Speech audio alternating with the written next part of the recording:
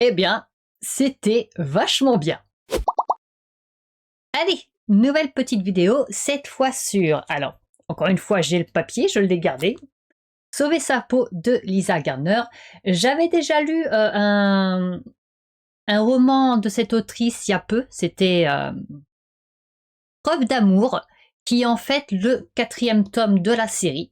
J'avais commencé par le 4e tome parce que je savais pas que c'était le début, enfin que c'était une série à la base, donc je l'avais acheté sans le savoir, et quand je l'avais découvert, vu que le résumé me plaisait bien, je me suis dit bon bah tant pis, je vais quand même lire le 4e tome pour voir si je veux continuer la série ou pas.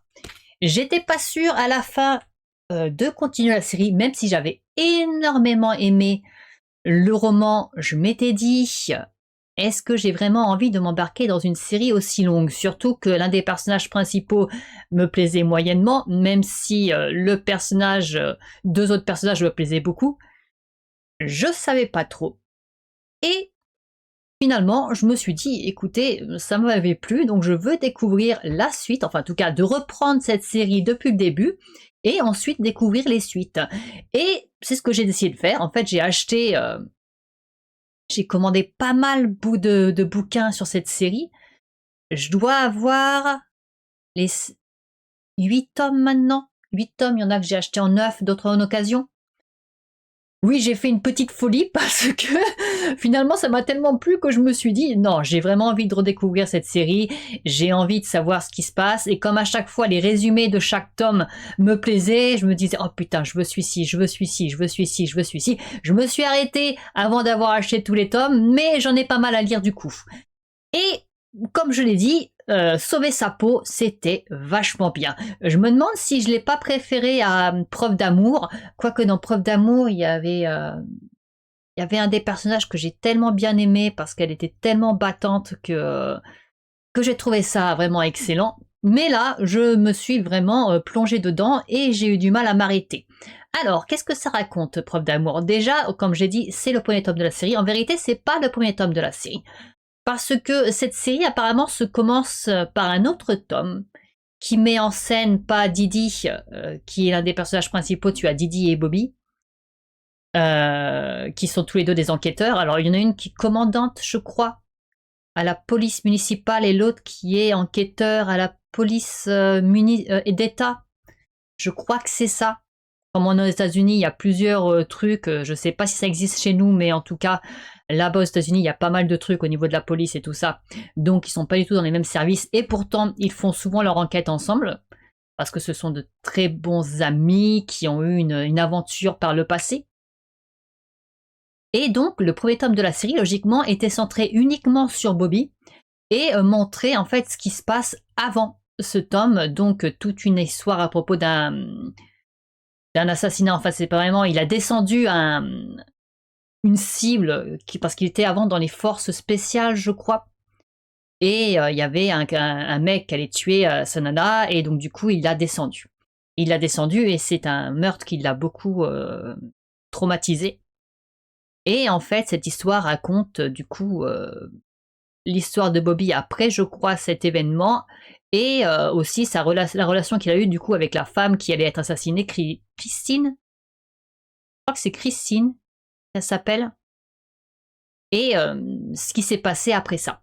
Parce qu'il faut savoir que cette Christine, je crois qu'elle s'appelle, je crois que c'est Christine, un truc en C, quand elle était petite, avait été enlevée par un malade qui l'avait enfermée dans un sorte de bunker, un sorte de tunnel qu'il avait creusé dans le sol.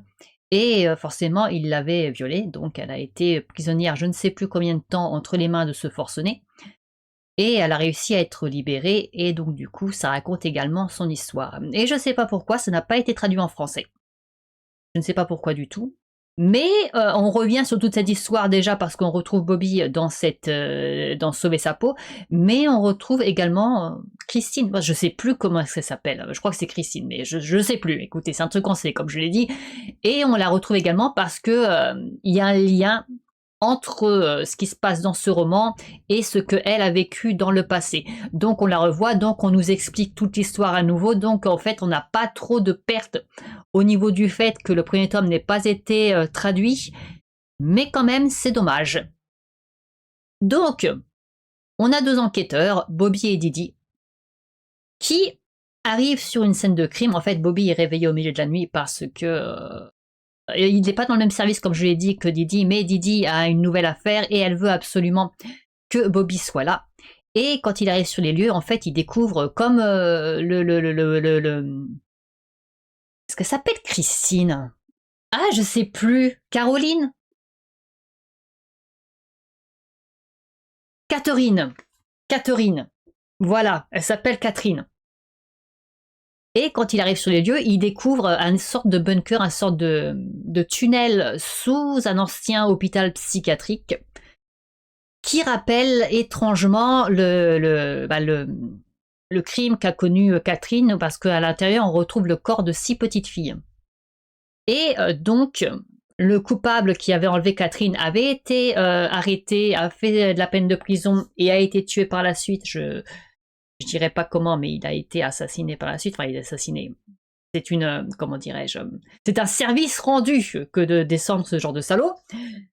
Et donc, forcément, comme cette affaire rappelle l'affaire sur laquelle Bobby avait travaillé avec à propos de Catherine et tout ça, Didi l'appelle pour qu'il travaille lui aussi sur cette affaire et qu'il lui dise si vraiment il se souvient de tout ça et si ça lui rappelle effectivement ce qui a été fait à l'époque.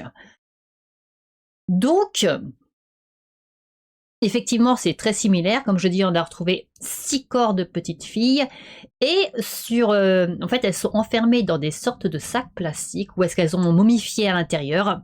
À force d'être dans leur fluide et tout ça, elles se sont momifiées à l'intérieur. Et sur d'une des petites filles, on retrouve un médaillon au nom d'Annabelle Granger, je crois. D'Annabelle Granger.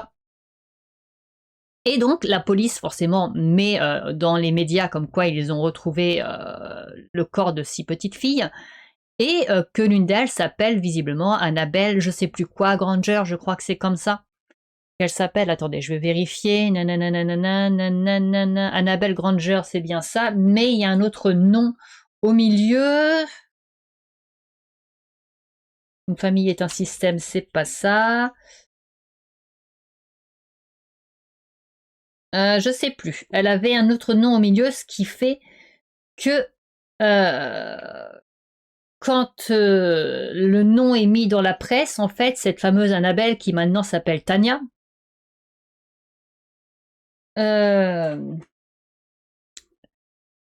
parce que en fait, elle a une histoire un peu compliquée. Hein. Pourquoi est-ce qu'elle s'appelle Tania maintenant? C'est un peu compliqué, je vais l'expliquer par la suite.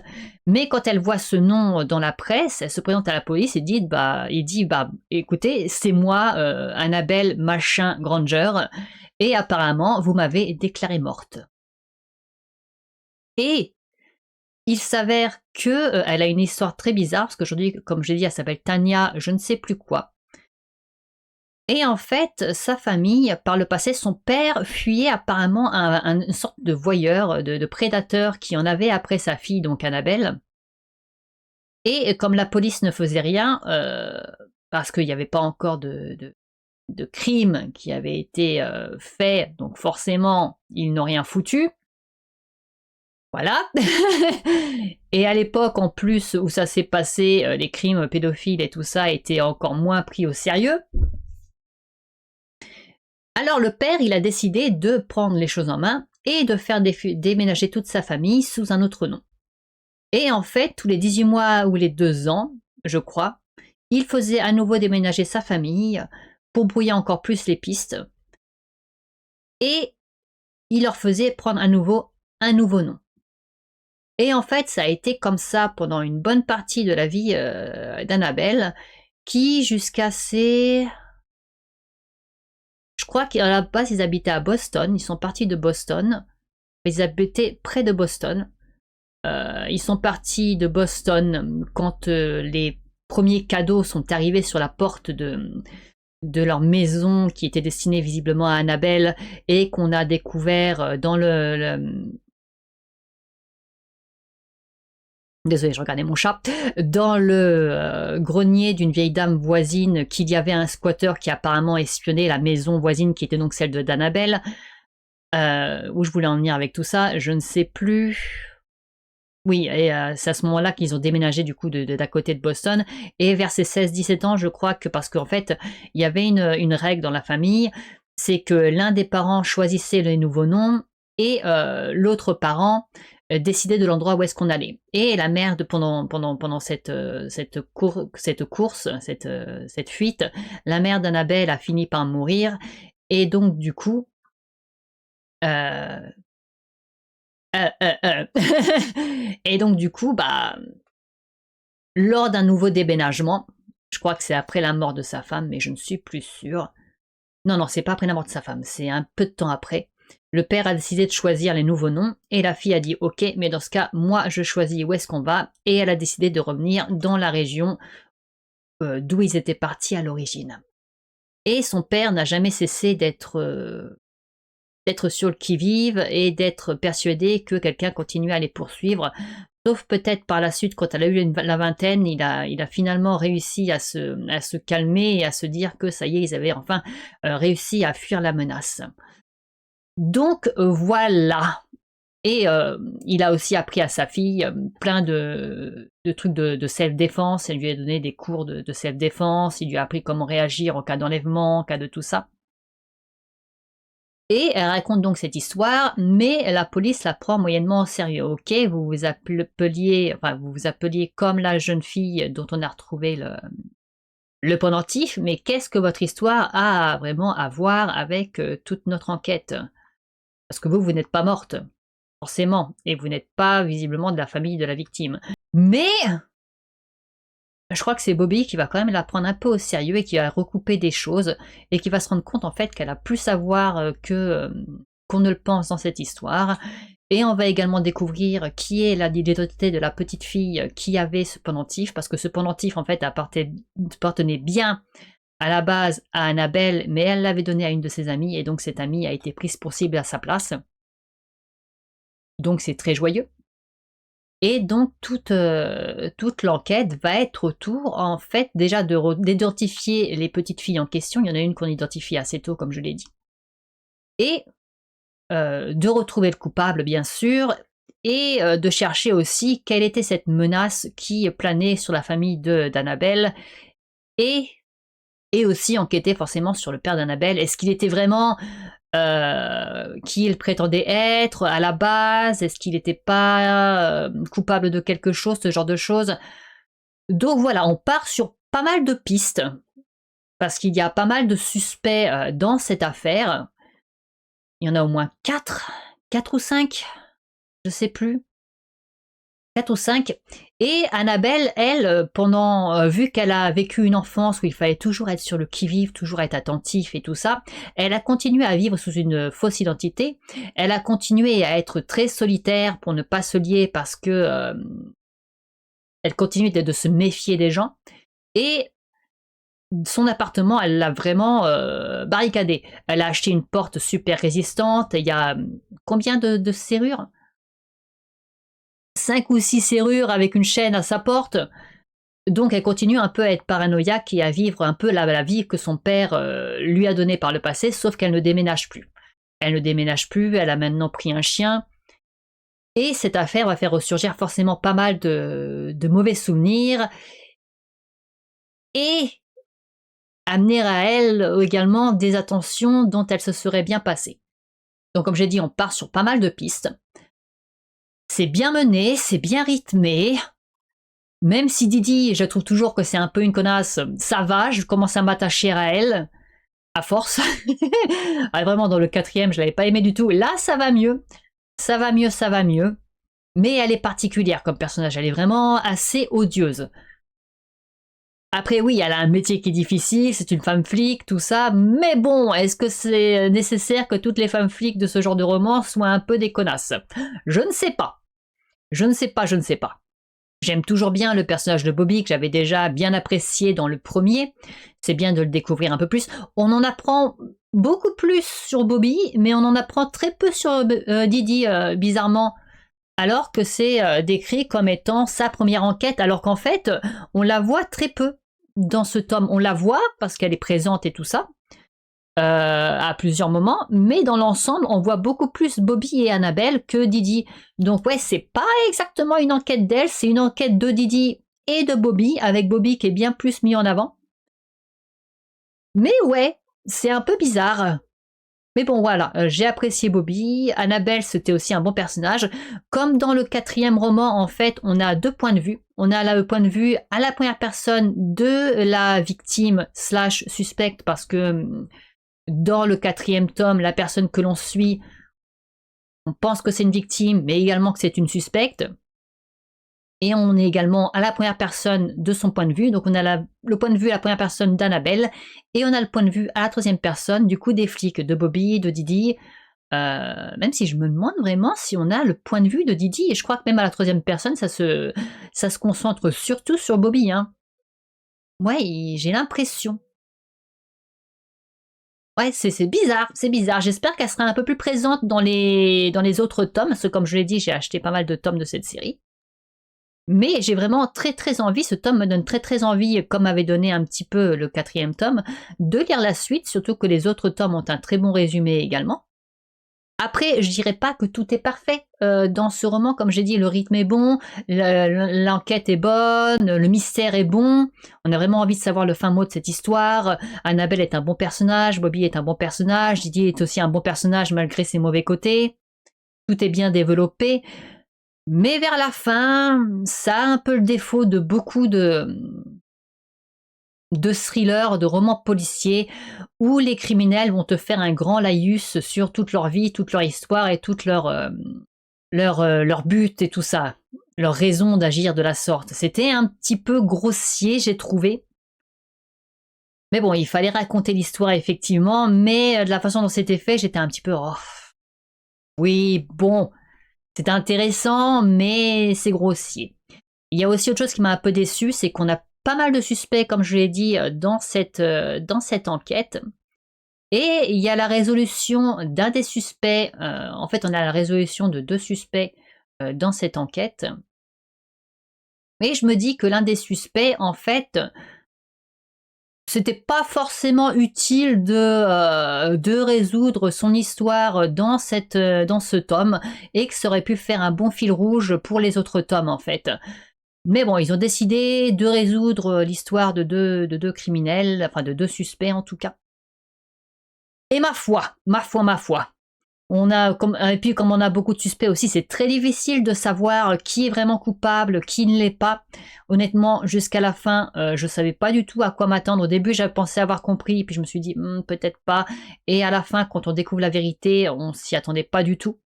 Pas du tout, pas du tout. Donc c'était assez surprenant. C'est possible de soupçonner absolument n'importe qui parmi les suspects. On ne sait pas trop qui est coupable, qui ne l'est pas. Même le père d'Annabelle, en fait, est-ce qu'il est coupable ou pas? Je ne le dirai pas, mais il y a quand même pas mal de choses qui sont suspectes de son côté. Donc voilà, très bon tome pour ma part, très bonne découverte. Je crois que je lui ai mis un 18 sur Livre Addict. Donc je crois que c'est un point de plus que le 4e tome, je crois que j'avais mis 17. Là, je lui ai mis 18 parce que vraiment, j'ai adoré ma lecture, je me suis vraiment plongée dedans et j'ai dû lire... il fait 500 et quelques pages. Je crois que j'ai dû lire 140 pages par jour, tellement je voulais savoir la suite. Donc j'ai fait beaucoup de lectures ces derniers jours parce que c'est pas le seul roman que j'ai lu. Il y en a un autre qui est presque terminé, donc il devrait y avoir une autre critique qui va arriver dans les jours à venir. Il me reste une centaine de pages à lire de l'autre, donc à mon avis demain ou après-demain je le termine. Et ce sera tout pour sauver sa peau. Voilà. Bon, par contre, effectivement, je lis surtout du policier et du thriller en ce moment, et je n'ai pas du tout continué à lire les romances hétéros que j'étais censée lire. Et je sais pas, en fait, je suis à deux doigts d'abandonner. Je suis à 2 doigts d'abandonner, pourquoi? Parce que j'ai pas envie de romance en ce moment. J'ai envie de trucs sombres, j'ai envie de trucs... oui, violent, j'ai envie de trucs, j'ai envie de thriller et de policier en fait, j'ai envie de trucs tordus. Et c'est vrai que la romance, déjà, tout ce que j'ai eu jusqu'à présent, soit j'ai abandonné, soit c'était mais. Donc je sais pas si j'ai envie de continuer. Pourtant là, j'en ai commencé un qui a l'air bien sympathique. Comment ça s'appelle? Romance à l'anglaise, un truc comme ça. qui est drôle et qui m'a l'air assez sympa. Mais j'arrive pas à le continuer parce que j'ai tous mes bouquins que j'ai achetés et j'ai envie de les lire. Donc je sais pas, peut-être que ça va arriver au fur et à mesure, peut-être que ça me demandera plus d'un an finalement pour lire tout ça. Parce que vu comment c'est parti, je risque pas de les lire rapidement. Là, après avoir terminé, donc c'est l'APA là que je lis de Cole, Daniel Cole, je crois, qui est la suite de Ragdoll dont j'avais déjà fait une critique. Après la fin de celui-ci, je vais peut-être continuer sur la série des Didi. Donc il n'y a pas trop de place pour la romance. Mais bon, je vais quand même essayer de terminer tous ces bouquins que j'avais dit que j'allais lire, mais peut-être que ça me prendra plus d'un an, finalement. Voilà. Allez, sur ce, moi je vous dis à la prochaine. Salut!